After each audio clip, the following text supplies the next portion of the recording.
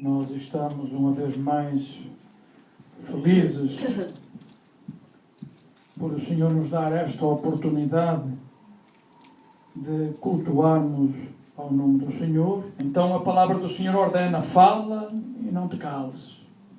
Há povo nesta cidade realmente sem Cristo e sem salvação. Nós não temos, na realidade, o poder de salvar. Mas nós falamos de um nome que tem todo o poder para salvar, para libertar, Amém. para curar, para batizar com o Espírito Santo, para transformar vidas. E é nesse nome que nós falamos. Então temos que continuar falando do Senhor nosso Deus. Queridos, convidava os amados irmãos a abrir as vossas Bíblias no livro aos Hebreus, no capítulo 10, e nós vamos ler do versículo 19 ao versículo 22. E o tema desta mensagem é: aproximemo-nos de Deus. Sabem, queridos, cada vez mais que nós nos aproximamos de Deus, mais nós o conhecemos, mais nós temos intimidade com Ele. E quando nós paramos para entender a grandiosidade do Senhor nosso Deus, o quão grande Ele é, nós reconhecemos na nossa vida o quão pequenos nós somos e o quanto nós precisamos dele. Então nós podemos dizer com muita propriedade que sem Deus nada somos e nada podemos fazer. Deus é grande, mas Ele quer que nós nos aproximemos dele a cada dia mais. Hebreus 10, versos 19 ao 22, diz assim a palavra do Senhor: tendo, pois, irmãos, ousadia para entrar no santuário pelo sangue de Jesus, pelo novo e vivo caminho que Ele nos consagrou pelo véu, isto é, pela sua carne, e tendo um grande sacerdote sobre a casa de Deus, cheguemo-nos com verdadeiro coração, em inteira certeza de fé, tendo o coração purificado da má consciência e o corpo lavado com água limpa. Oremos ao Senhor. Maravilhoso Deus, ao Senhor a honra e a glória. Te agradecemos, ao Senhor, pela Tua palavra. Fala conosco, Senhor, neste princípio da tarde de domingo, e que a Tua igreja aqui reunida possa ter um coração voltado para Ti e, Senhor, ser cheio do Teu Espírito e aceitar com inteireza do coração aquilo que o Senhor vai falar para conosco. Nós oramos e Te agradecemos em nome do Senhor Jesus. Amém. Os irmãos podem ficar sentados. Queridos, os leitores desta carta, eles estavam familiarizados com a condição que havia no Antigo Testamento para se entrar no lugar conhecido como o Santíssimo Lugar ou Lugar Santo. Apenas, e nós sabemos através da palavra do Senhor, que apenas o sumo sacerdote podia entrar ali uma vez por ano, e que para poder ali entrar tinha que passar pelo cerimonial de purificação.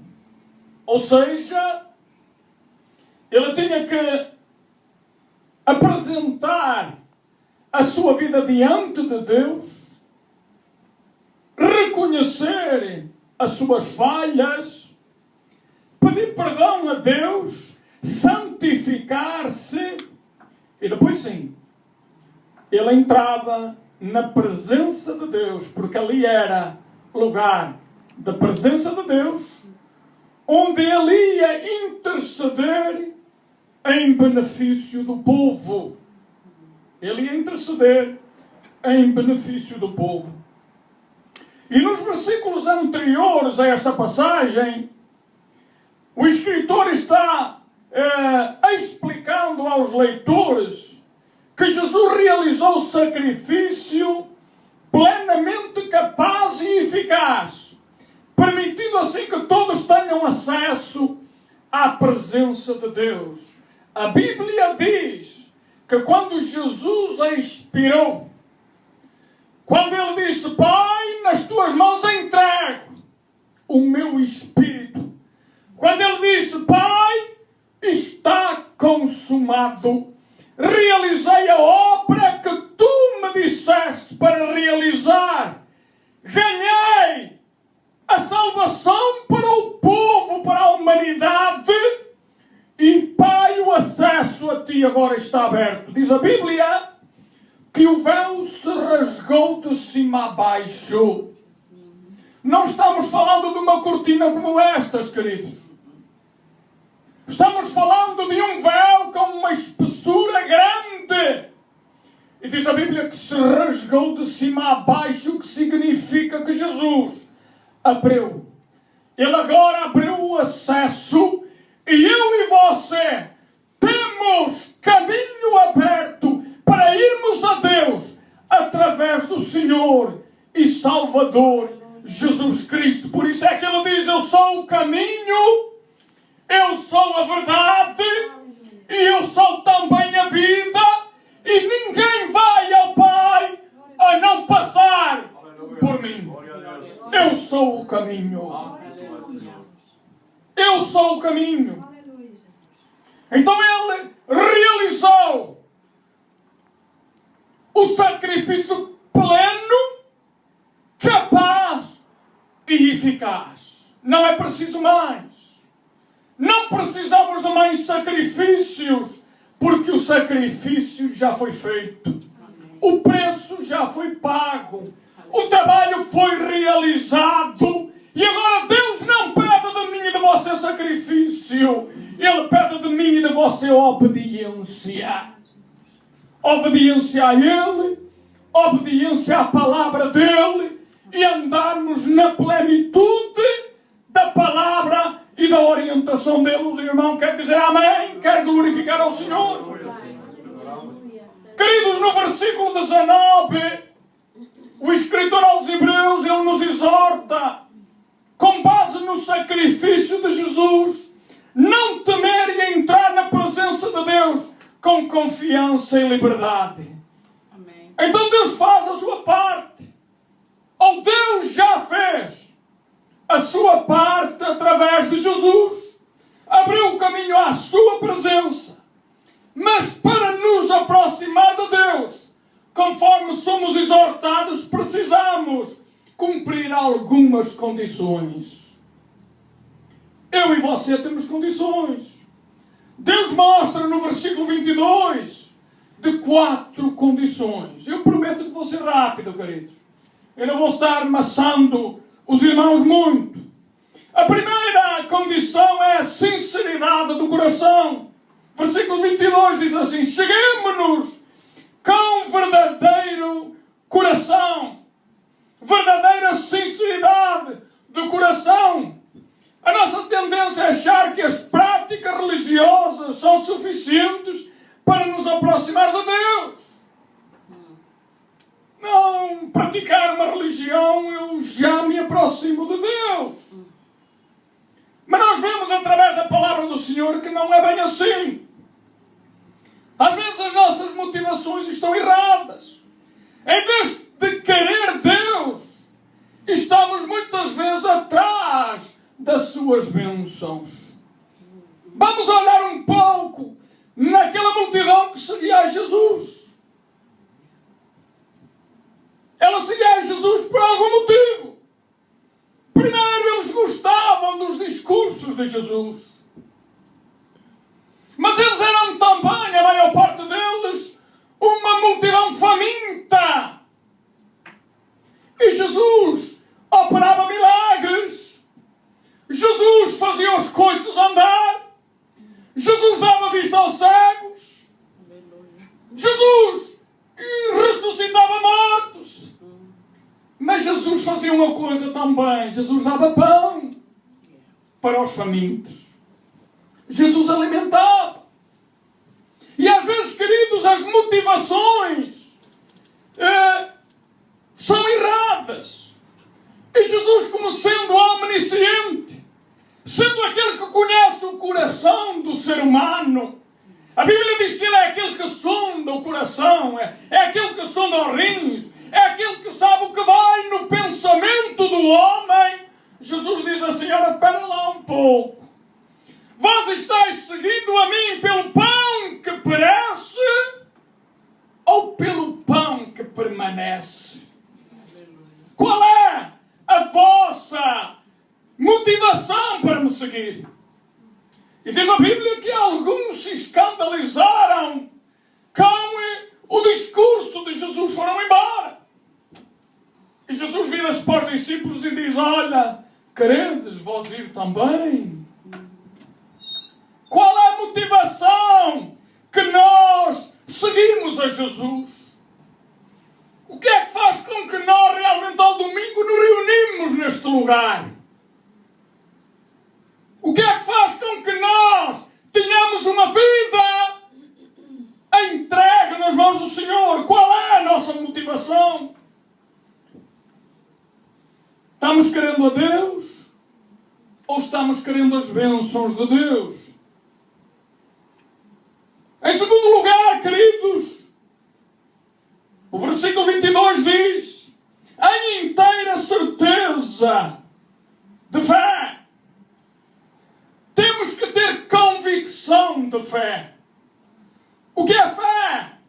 Se virarmos a página, lá no capítulo 11, no versículo 1 diz assim: ora, a fé é o firme fundamento das coisas que se esperam e a prova das coisas que se não veem. Agora eu vou fazer uma pergunta para você. Você já alguma vez viu a Deus? Eu não vi. Mas eu creio que Deus existe. Amém. E creio uma coisa mais, queridos. É que um dia eu o vou ver. Amém.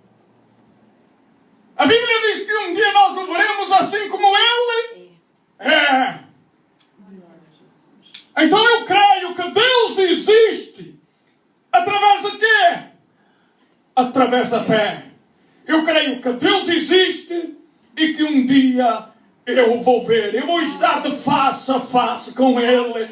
Eu vou viver com Ele.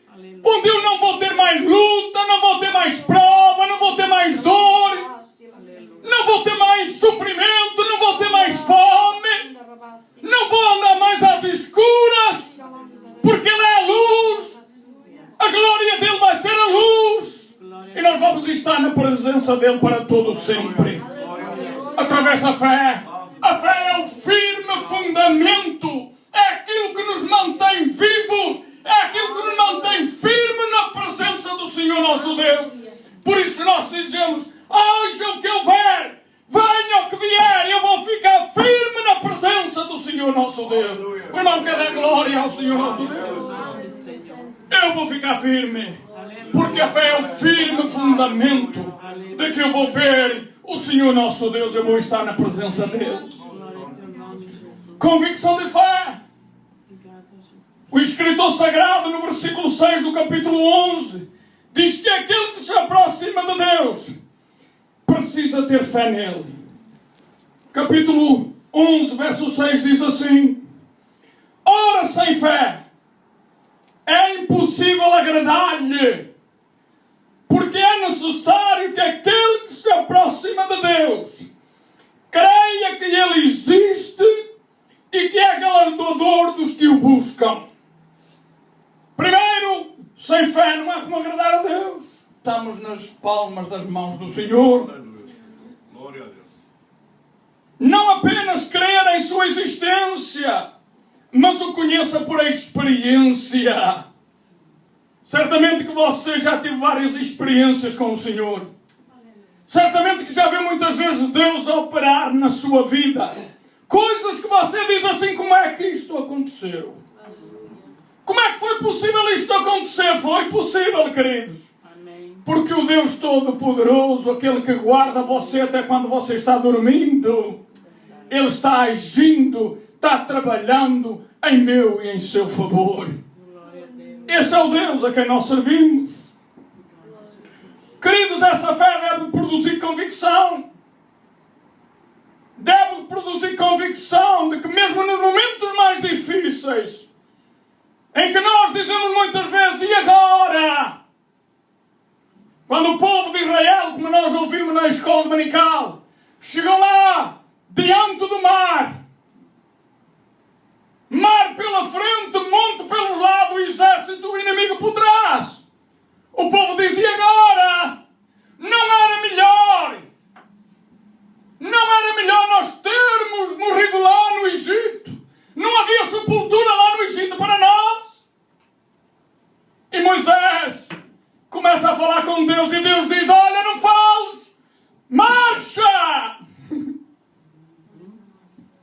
Sabe o que é que Deus está falando para mim e para você? Marche!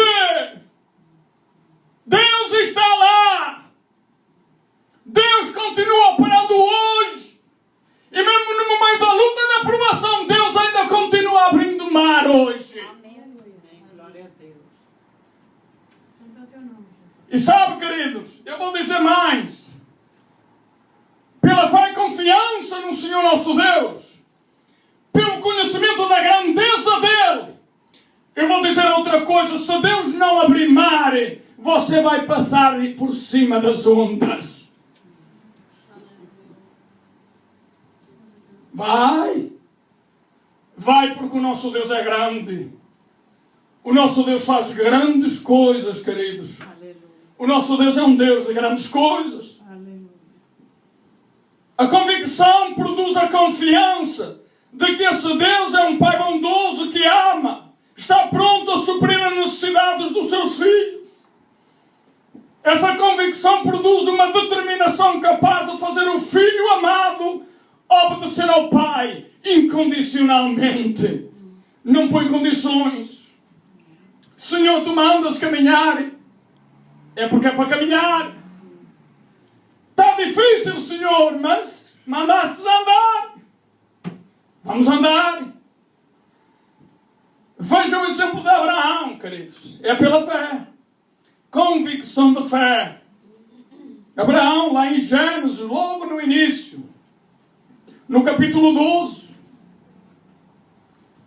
do livro de Gênesis, os primeiros 4 versículos, diz assim: ora, o Senhor disse a Abraão, sai-te da tua terra e da tua parentela e da casa do teu pai para a terra que eu te mostrarei. Vamos parar aqui pouco. Queridos, quando algo nos é proposto hoje, a primeira coisa que nós queremos saber é as condições. Principalmente quando nos oferecem uma proposta de trabalho.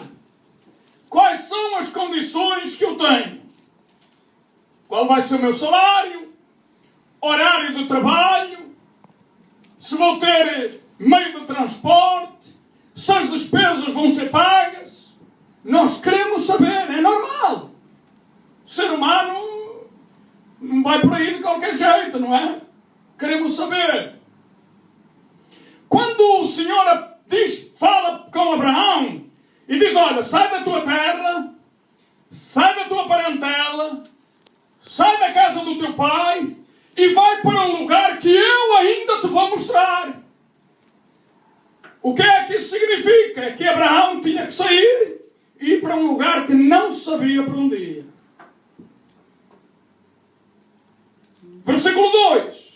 E far-te-ei uma grande nação, e abençoar-te-ei, e engrandecerei o teu nome e tu serás uma bênção. E abençoarei os que te abençoarem, e amaldiçoarei os que te amaldiçoarem. Nós vemos isso hoje, vimos na escola dominical. Aquelas pragas, aquelas pestes sobre o Egito, sobre Faraó. E em ti serão benditas todas as famílias da terra. Assim partiu Abraão, como o Senhor lhe tinha dito, e foi logo com ele. E era Abraão da idade de 75 anos quando saiu de Harã. Então, queridos, nós vemos que quando Deus ordena, quando nós temos convicção de que realmente Deus é aquele que ordena, mas é aquele que vai guiar também a sua ordenança, e nós somos apenas uns instrumentos nas mãos do Senhor, pela fé nós obedecemos, porque nós já estamos vendo algo além. A fé nos leva a um patamar maior, a um conhecimento maior. Mas nós precisamos ter convicção realmente de fé. Terceiro, no versículo 22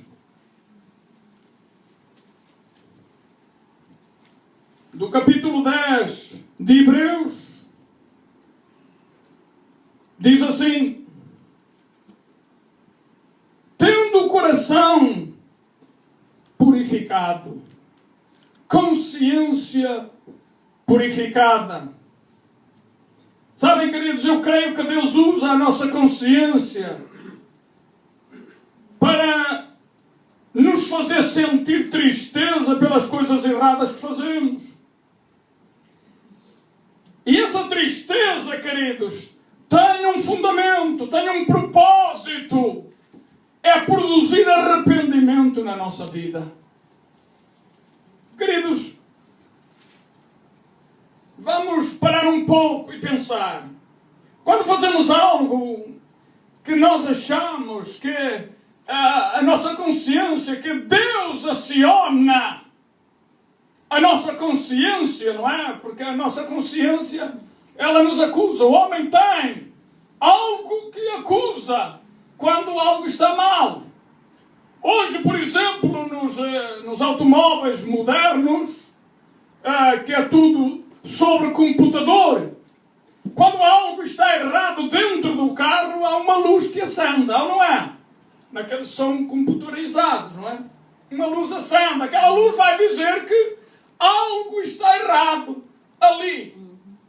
Quando algo está errado no nosso corpo, há uma dor lá numa perna, uma dor nas costas, uma dor na cabeça. O que é que transmite essa dor para o nosso corpo? É o nosso cérebro, o nosso computador. O computador do corpo, o cérebro aciona e diz que algo está mal ali. Quando há algo espiritualmente falando errado, Deus aciona algo que o ser humano tem, que se chama consciência. E por que é que eu estou trazendo? É para que fique bem claro aquilo que nós estamos falando. Deus aciona algo que diz consciência, acusa a nossa consciência para nos mostrar que algo está errado na nossa vida, espiritualmente falando. Então, a nossa consciência aciona para quê? Para provocar em nós tristeza por aquilo que nós fizemos, com a condição ou com a intenção, melhor dito, de nos levar a quê? Ao arrependimento. A Bíblia diz que aquele que confessa, não é, o pecado e abandona o quê? Alcança a misericórdia de Deus. Então nos leva ao arrependimento. O arrependimento deve produzir confissão, pedido de perdão e purificação. Foi isso que eu falei. Eu me antecipei um pouco. Então, confissão, aquele que confessa, não é? Aquele que confessa, aquele que pede perdão e abandona, fica com a vida purificada. Deus perdoa, Deus se agrada. E queridos, pedir perdão a Deus ou pedir perdão aos irmãos não é nada que vai diminuir a nossa reputação, podemos assim dizer. Pelo contrário, vai elevar mais a nossa reputação, porque nós reconhecemos aquilo que está errado na nossa vida. Quando nos aproximamos de Deus, nossa condição fica evidente. A sua santidade revela a nossa condição. Deus é santo e exige de mim e de você uma vida santa também. Até porque a Bíblia Sagrada diz: sem santidade ninguém verá o Senhor. Não é alguns, é ninguém. Ninguém é ninguém. Ninguém é dos 7 bilhões que vivem no mundo se aproxima de Deus sem crer, primeiro, que Ele existe, sem entregar a vida a Jesus, sem viver uma vida santa na presença dEle. Ninguém vai ver o Senhor. Só vai vê-lo para uma coisa: para o julgamento, para ouvir a última sentença da parte de Deus. E sabe, queridos, eu não quero ir para esse julgamento.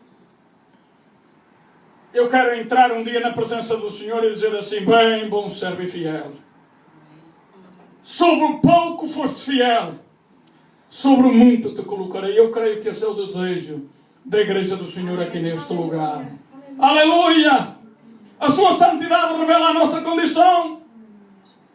Ao percebermos nossa condição de pecado, devemos buscar a purificação através do perdão, como diz João na sua primeira carta, no capítulo 1, verso 9. E em quarto lugar, para terminar, queridos, versículo 22 diz ainda: e o corpo lavado, ou seja, o corpo santificado, água pura. Está-nos falando de purificação, de santificação. Nosso corpo deve ser santo, até porque o meu e o seu corpo, diz a Bíblia Sagrada, que é templo do Espírito, de um Espírito que é santo. Santo.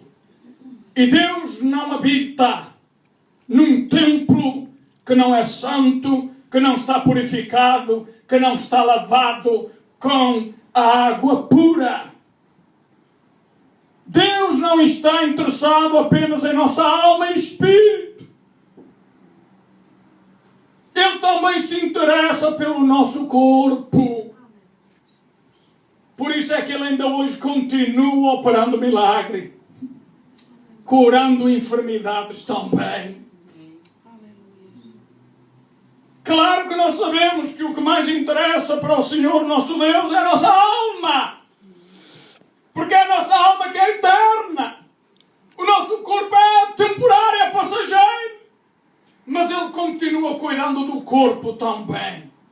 Curando as enfermidades, libertando das doenças, restaurando as vidas. Isso é interesse do Senhor também. Isto tem a ver, queridos, também com a integridade, tem a ver com a santidade. Quando nos batizamos, eu creio que estamos dizendo: o meu corpo não me pertence mais. Ou seja, não posso fazer o que eu quiser do meu corpo, porque agora o meu corpo pertence a outra pessoa. O meu corpo pertence a Deus. Eu lhe o entreguei. Está aos cuidados dele. Agora ele é templo de um Espírito que é santo, que é Deus. Não é? E o apóstolo Paulo diz: já não vivo eu mais, Já não sou eu, já não é este corpo que vive mais. Mas é Ele, é Cristo, é o Espírito Santo que vive em mim. Então agora o meu corpo não é meu. O meu corpo é dele.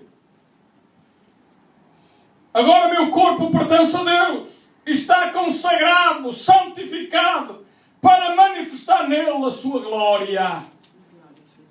Irmãos, nós cantamos um hino.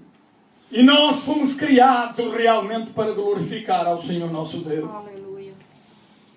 Essa foi a razão número 1 pela qual o Senhor nosso Deus me criou a mim e a você. Para glorificar o nome dEle. Para exaltar o nome dEle. Para terminar, Deus já abriu o caminho de acesso à sua presença através de Jesus Cristo. Ele já abriu o caminho. O caminho está aberto. E Ele diz assim: vinde a mim todos. É o convite dele. O convite dele é para todos. É para muçulmano, é para católico, é para testemunha de Jeová, é para ortodoxo, é para tudo. Ele diz assim: vinde a mim todos que estáis cansados e oprimidos, e eu vos aliviarei. O caminho é este. Amém. Não há outro. Não tenha outro, queridos. O caminho chama-se Jesus. Glória. O caminho chama-se Jesus. O caminho não se chama Pedro. Santo tu és, Jesus. Diz que ele é que tem as chaves do céu. Mas a palavra do Senhor mostra que ele é que tem as chaves. É Jesus. Ele é que abre a porta e ele é que fecha a porta. Amém. Ele é que abre o caminho e ele é que fecha o caminho. Ele é o único pelo qual o homem tem que passar. Quer queira que ele seja advogado, quer um dia juiz, é por ele. Sabem, queridos, graças a Deus que nós passamos por Jesus, sendo ele advogado ainda. Amém. Sendo ele advogado, sendo ele o nosso defensor, sendo ele aquele que diz: Pai, eu já paguei o preço, e esse que está aí do teu lado os acusando é mentiroso. Santo tu és. Esse que está aí do lado acusando, esse Satanás, esse caído, esse que eu já derrotei na cruz do Calvário, esse que eu paguei pelas asneiras dele. Pai, ele é mentiroso, eu paguei o preço pela vida dele. Eles são nossos, Pai. Aleluia, aleluia. Pai, eles já entregaram a vida deles a nós. Glória a ti, Senhor. Eles estão nas nossas mãos. Pai, claro que eles continuam falhando. Mas para isso estamos aqui nós, para perdoar, Pai. Queridos, precisamos de um corpo santificado. Seu sangue derramado e seu corpo rasgado garante esse acesso. E está consumado. Quando Jesus diz está consumado, querido, eu e você estávamos lá também. Amém. Não era só os dois ladrões, não, que estavam na cruz. Estava eu, você e a humanidade toda. Amém, Senhor. Obrigada. Por isso é que ele diz: todos que queiram vir a mim, eu estou aqui. Estou de braços abertos. Estou esperando por elas. Então, querido, fale de Jesus. Sabe o poder que ele tinha e ele continua tendo. Ele diz: eu sou o mesmo ontem, sou hoje, sou amanhã. Sou até a eternidade. Sou até eu voltar. Ele continuou com o mesmo poder. Aleluia. Entretanto, precisamos fazer a nossa parte, queridos. Deus já fez a parte dele. Jesus já fez a parte dele. Agora tenho que fazer eu e você. Entregarmos a Ele, buscarmos a Ele, procurarmos a direção dEle, a vontade dEle para a nossa vida. Quando nós cantamos aquele hino: que queres de mim, Senhor? Que nós realmente pensemos um pouco quando cantamos: o que é que tu queres de mim, Senhor? E sabem, quando o Senhor disser: E eu creio que Ele já tem falado para cada um de nós o que Ele quer. Vamos obedecer. Filho, filha, eu quero isto. Então vamos, Senhor, se Tu queres, eu estou aqui para obedecer à Tua voz. Precisamos entrar na presença de Deus tendo um coração sincero, uma fé inabalável, uma consciência purificada, mantendo a integridade de um corpo santificado a Deus. E termino agora mesmo com esta frase. Portanto, com coragem e ousadia, aproximemo-nos de Deus enquanto vivemos aqui neste corpo. Todos os dias, queridos. Todos os momentos. Porque não sabemos a hora, nem o dia, nem o mês, nem o ano que o Senhor e Salvador vem para nos levar para Ele.